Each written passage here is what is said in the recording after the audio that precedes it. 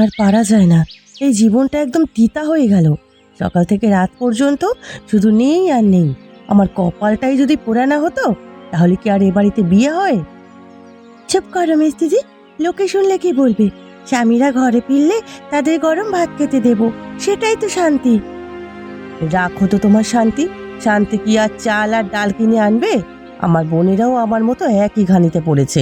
এদিকে দেখো, সেই সকাল থেকে ধান শুকোচ্ছে, যেন ওই এক মুঠো ধান দিয়েই বছর চলে যাবে। এরে দীপা, আবার কে নিয়ে শুরু করলি সকাল সকাল? সত্যি কথাই তো বলছি দিদি, আমাদের বাবা মা মরে গিয়ে বেঁচে গেছে। মেয়েদের এই দুরবস্থা তো দেখতে হচ্ছে না? আমারও মাঝে মাঝে মরে যেতে ইচ্ছে করে। ছি, এসব অলক্ষণের কথা মুখে আনতে নেই। দেখিস একদিন সব ঠিক হয়ে যাবে। তো জামাইরা তো চেষ্টা করছে। কি চেষ্টা করছে? সারাদিন টোটো করে ঘুরে বেড়ায় আর সন্ধ্যায় খালি হাতে ফেরে। ওই দেখো ওনারা আসছেন। আজকেও নির্ঘাত কপালে কিচ্ছু জোটেনি। কি হলো? বাজার থেকে কি আনলি? কিছু না। কিছু না মানে? সারাদিন ধরে কি করলি তাহলে? মহাজনের কাছে যাসনি? গিয়েছিলাম, খরা চলছে, কোথাও এক ফোঁটা জল নেই। মহাজন বলল সব কাজ বন্ধ, একটা লোকও নিচ্ছে না। ভাইজান, আমি নদীর ওপারে গিয়েছিলাম, যদি কিছু মাছ পাওয়া যায়, কিন্তু কিন্তু জল শুকিয়ে গেছে, একটা পুঁটি মাছও পেলাম না। ব্যাস হয়ে গেল। আজকেও তাহলে উপোস, কালকে উপোস ছিলাম। এইভাবেই শুকিয়ে শুকিয়ে মরতে হবে আমাদের। আমি বলে দিচ্ছি, আমার দ্বারা আর এসব অভাব সহ্য হবে না। তাহলে তুই কি করতে চাস বল? ঘরে বসে তো শুধু শুধু বড় বড় কথা বলিস, একবারও তো কাজে যাস না। আমি কাজের পথ খুঁজে পেয়েছি, তোদের মতো বোকা নই আমি। কি পথ? চুরি ডাকাতি করবি নাকি এখন? না, তার চেয়েও সহজ পথ। আমি শুনেছি আমাদের শ্বশুর বাড়ি, মানে রূপা দীপাদের বাপের বাড়ি নাকি জঙ্গলের মধ্যে, আর ওদের বাবা নাকি অনেক বড় লোক ছিল। ভাইজান, ওসব পুরনো কথা কেন ওঠাচ্ছেন? বাবা সাধারণ একজন মানুষ ছিলেন। তোমাকে কে বলেছে সাধারণ মানুষের অত বড় কাঠের বাড়ি থাকে বুঝি? আমি ছোটবেলায় দেখেছি কত বড় বাড়ি ছিল। ঠিক, আর আমি নিশ্চিত ওই বাড়িটাতে মাটির নিচে কোথাও না কোথাও সোনা দানা মোহর লুকিয়ে আছে। বুড়োটা মরে যাওয়ার আগে কাউকে বলে যায়নি। তুই পাগল হয়ে গেছিস সূর্য? তুই তোর শ্বশুর বাড়িতে গিয়ে গুপ্তধন খুঁজবি? লজ্জা করে না? কিসের লজ্জা? পেট যখন চলে না তখন লজ্জা শরম সব পালিয়ে যায়। আমি যখন সিদ্ধান্ত নিয়ে ফেলেছি, আমরা কালকেই সবাই মিলে জঙ্গলের বাড়িতে যাব। না ভাইজান, এটা ঠিক না। ওদের বাবা মা মারা যাবার পর ওই বাড়িটা এমনিতেই পড়ে আছে। লোকে ওটাকে ভুতুরে বাড়ি বলে। তাছাড়া ওটা এখন জঙ্গল, ওখানে বাঘ ভাল্লুক সাথে আরও অন্য জন্তু জানোয়ার থাকতে পারে। এ বাজে কথা, বাজে কথা। তোরা যাবি কিনা বল? তোরা না গেলে আমি দীপাকে নিয়ে একাই যাব। ওই গুপ্তধন পেলে আমি একাই সব নেব, তোদের এক পয়সাও দেব না। তোদের যা ইচ্ছে কর, আমি আমার স্ত্রীর বাপের বাড়িতে গিয়ে শীত কাটবার মতো কাজ করতে পারবো না। কেন পারবে না? আমাদেরও ওই সম্পত্তিতে হক আছে। বাবা মরে গেছে, এখন ওই বাড়ির যা কিছু আছে সব আমাদের। চলো, আমি তোমাদের সাথে যাব। না মিস দিদি, এমন করো না। জঙ্গলটা খুব বিপজ্জনক। রাজু ঠিকই বলেছে, এটা অধর্ম। আমি কিছুতেই এ কাজে সায় দেব না। তাহলে তোরা থাক এখানে না খেয়ে। আমি আর দীপা কালকে সকালেই রওনা হব। দেখি কপালে কি আছে। দিদি, তুই তোর স্বামীকে বোঝালি না কেন? সে তো বড় সাধু সাজলো। লজ্জা করলে না নারী দীপা? তুই স্বামীর কথা সায় দিলি? বাবা বেঁচে থাকতে আমাদের কি শিখিয়েছিলেন? পরিশ্রম করে যাও, লোভে পাপ। রেখে দে তো বাবার বুলি। বাবা যদি অতই জ্ঞানী হতেন তাহলে আমাদের জন্য কিছু সোনা দানা রেখে যেতেন। শুধু একটা ভাঙা বাড়ি ছাড়া কি পেয়েছি আমরা? দেখ না আমার হাত দুটো, একটা সোনার চুড়ি নেই। আহা মেরে দিদি, বাবা তো আমাদের শিক্ষা দিয়েছেন, সেটাই তো আসল সম্পদ। ওই শিক্ষা দিয়ে এখন পেট ভরবে?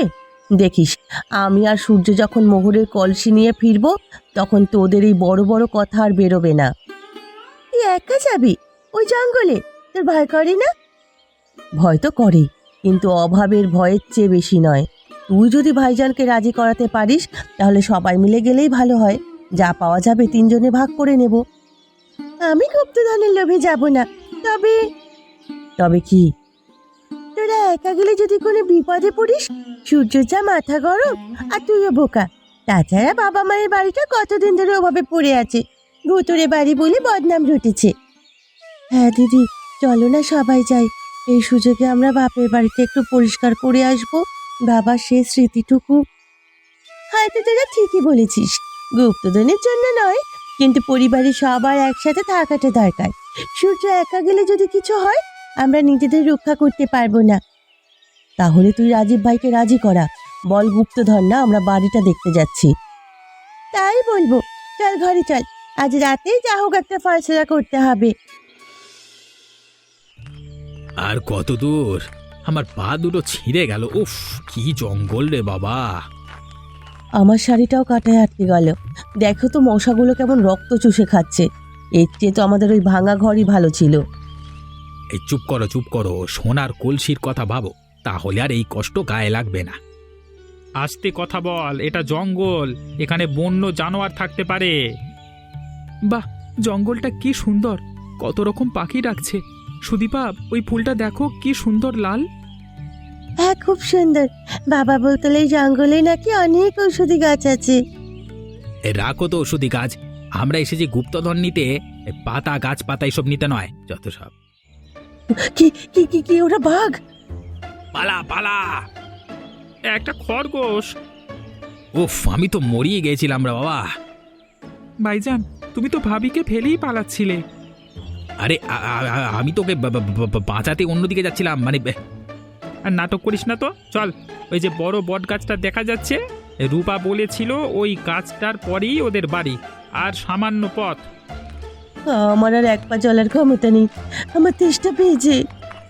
আর একটু চল, বাড়িতে নিশ্চয়ই কুয়ো আছে। চলো সবাই পা চালাও। পৌঁছে গেছি, এই তো আমাদের বাড়ি। কাঁদিস না বোন, কতদিন পরে এলাম, বাবার সব স্মৃতি।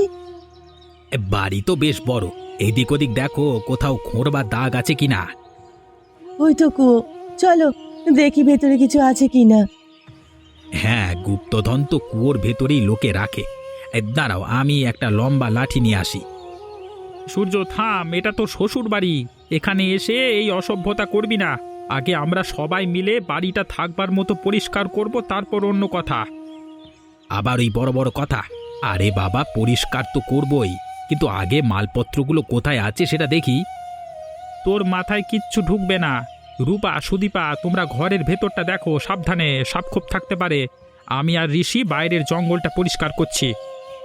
আর আমি? তুই আর দীপা গিয়ে কুয়ো থেকে জল তোলবার ব্যবস্থা কর, যদি জল থাকে। যা।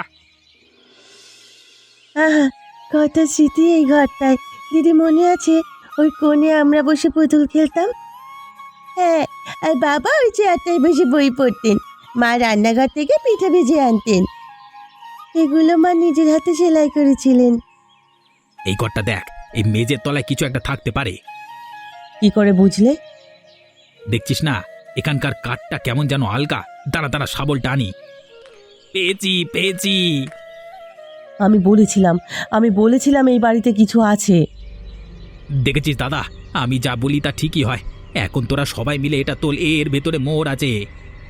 তুই ঘরের মেঝে ভাঙলি কেন? এখন ওসব কথা ছাড়, এটা খোল। না ভাইজান, ওটা আমাদের বাবার সিন্দুক, ওটা ভাঙবেন না। নিশ্চয়ই এই চাবি কোথাও আছে। চাবি খোঁজবার সময় নেই, আজকেই সব ফয়সালা হবে। সরো। এই তো এই তো। কি কিচ্ছু নেই? এসব কি তাহলে? আমার কপালটাই পোড়া, সব মিথ্যে। বাবা আমাদের ঠকিয়েছে, কিচ্ছু রেখে যায়নি আমাদের জন্য। বুড়োটা একেবারে জোর চোর ছিল। এটা তো মা পুজোর ঘর থেকে এনেছিলেন। এটা কি? চিঠি? কার চিঠি দিদি? এটা এটা বাবার হাতের লেখা। পড়ো রূপা, জোরে জোরে পড়ো, বাবা কি লিখেছে, পড়ো। আমার স্নেহের কন্যারা, রূপা, দীপা, সুদীপা, আমি জানি একদিন তোমরা এই বাড়িতে ফিরে আসবে। তখন হয়তো আমি বেঁচে থাকবো না। আমি জানি তোমরা হয়তো ভাবছো আমি তোমাদের জন্য কোনো ধন সম্পদ রেখে যেতে পারিনি। তোমরা হয়তো আমার উপর খুব রাগ করে আছো। ঠিকই তো, রাগ করবো না তো কি করব? চুপ কর দীপা, পড়তে দে। কিন্তু আমি তোমাদের জন্য যা রেখে গেলাম তার মূল্য 1000টা সোনার কলসির চেয়েও বেশি। তোমরা হয়তো সেই সম্পদ এখনো দেখতে পাওনি, কারণ আমাদের আসল গুপ্তধন মাটির নিচে নয়, মাটির উপরেই আছে। মাটির উপরে মানে? এই বাড়ির চারপাশে জঙ্গল, এই উর্বর মাটি, এই পরিষ্কার হাওয়া, এটাই হলো আসল সম্পদ। আমি সারা জীবন দিয়ে এই জঙ্গলকে চিনেছি। এই প্রতিটি গাছ, প্রতিটি লতা আমার সন্তান সম। এই জঙ্গলে এমন সব ভেষজ গাছ আছে যা শহরে বড় বড় কবিরাজরা লক্ষ টাকা দিয়েও কিনতে রাজি। আমি বলেছিলাম না, বাবা বলতেন, কিন্তু সেই গাছ চেনার জ্ঞান লাগে।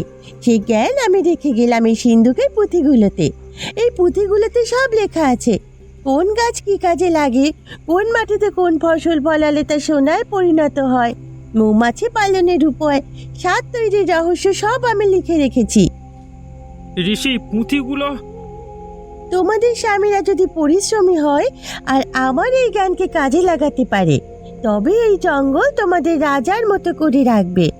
আর যদি তারা লোভী হয়, শুধু মাটির নিচে সোনা খোঁজে, তবে এই জঙ্গল তাদের কিছুই দেবে না, শুধুই হতাশা দেবে।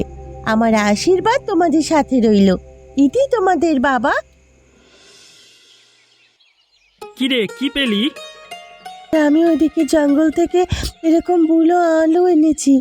বাবা লিখেছেন এটা সাধারণ আলুর চেয়ে 10 গুণ বেশি দামি। রূপা, তোমার বাবা তো আমাদের জন্য এক সাম্রাজ্য রেখে গেছেন। আমি তো বলেছিলাম, কিন্তু এই সাম্রাজ্য ভোগ করতে গেলে পরিশ্রম লাগবে।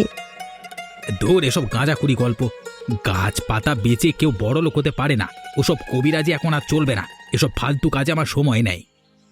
ঠিকই তো, 2-4টে গাছ বেচে কি হবে? আমার এসব ভালো লাগছে না। চলো আমরা গ্রামে ফিরে যাই, এখানে থাকলে না খেয়ে মরতে হবে। ফিরে যাবি? যা, তোদেরকে বারণ করেছে, কিন্তু আমি একটা সিদ্ধান্ত নিচ্ছি আজকে। কি সিদ্ধান্ত? আমি আর ওই অভাবের গ্রামে ফিরবো না। আমি এখানেই থাকবো। বাবার এই বাড়ি আমরা নতুন করে সাজাবো। আমরা এই জঙ্গলকে কাজে লাগাবো। আমি বাবার দেখানো পথে চলবো। এই মাটি যদি সোনা হয়, তবে আমি আমার ঘাম দিয়ে সেই সোনা ফলাবো। আমিও থাকবো। এটা আমার বাপের বাড়ি। আমি আমার স্বামীর সাথে কাঁধে কাঁধ মিলিয়ে কাজ করব। আমার স্বামী যেখানে, আমিও সেখানে। তুই কি করবি? আমাদের সাথে থাকবি নাকি গ্রামে ফিরে গিয়ে সেই অভাবের জীবন কাটাবি? আমি তোদের মতো পাগল নই। আমি কালকে সকালেই দীপাকে নিয়ে ফিরে যাব। তোরা থাক এই জঙ্গলে গাছপাতা চিবিয়ে। হ্যাঁ, কি হবে এখন? ওরা তো সবাই এখানে থেকে যাওয়ার সিদ্ধান্ত নিল। আমরা একা একা গ্রামে ফিরে কি করব? বোকার দল। ভাবছে গাছপাতা দিয়ে জীবন চলে যাবে। আমিও তো বোকা নই। কিন্তু আমার মনে হচ্ছে ঋষি ভাই যা বলছিল, ওই পুঁথিগুলোতে সত্যি কিছু থাকতে পারে। আরে আমারও তো তাই মনে হয়। তাহলে আমরাও থেকে যাব? না না, তার চেয়ে ভালো বুদ্ধি আমার মাথায় আছে। কি? ওই পুঁথিগুলো রাজি বা ঋষির কোনো কাজে আসবে না। ওরা হলো চাষাভুষো মানুষ। কিন্তু আমরা যদি ওই পুঁথিগুলো শহরে নিয়ে যাই, কোনো বড় কবিরাজ বা কোম্পানির কাছে বিক্রি করি, তাহলে একটা বড় লক্ষ লক্ষ টাকা পাবো। তার মানে আমরা পুঁথিগুলো চুরি করব? আরে চুরি কেন? ওটা তো বাবারই জিনিস। ওদেরও তো হক আছে। রাজীব তো বড় ভাই সেজে এসব একা ভোগ করতে চাইছে। আমরা আমাদের ভাগ নিয়ে নেব। কিন্তু ওরা যদি টের পেয়ে যায়? কেউ টের পাবে না। ওরা এখন উঠোনে বসে ভবিষ্যতের স্বপ্ন দেখছে। চল, এই ফাঁকে পুঁথিগুলো নিয়ে আমরা পেছনের দরজা দিয়ে পালিয়ে যাই। কালকে সকাল হলে আমরা আর পারবো না। হ্যাঁ চলো, এই ভাঙা বাড়িতে আমার এক মুহূর্ত থাকতে ইচ্ছে করছে না।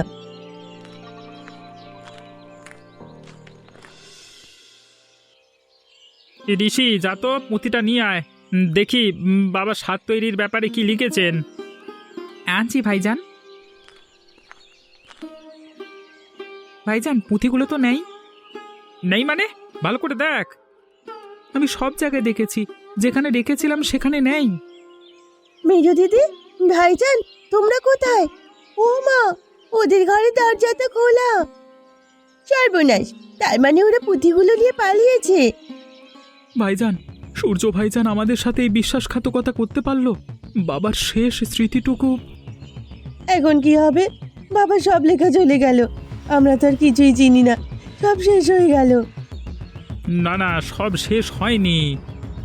কি বলছো তুমি? সূর্য পুঁথি নিয়ে পালিয়েছে, কিন্তু আমাদের বাবার শিক্ষা তো নিয়ে যেতে পারিনি। সে আমাদের স্মৃতি কেড়ে নিতে পারিনি। ঋষি, তোর যতটা মনে আছে, রূপা তোর যতটা মনে আছে, তা দিয়েই আমরা শুরু করব। ভাইজান, এই চালানে প্রায় 20 কেজি স্বর্ণলতা আছে। শহরের মহাজন এবার অনেক খুশি হবেন। উনি বলেছেন পরের বার দ্বিগুণ দাম দেবেন।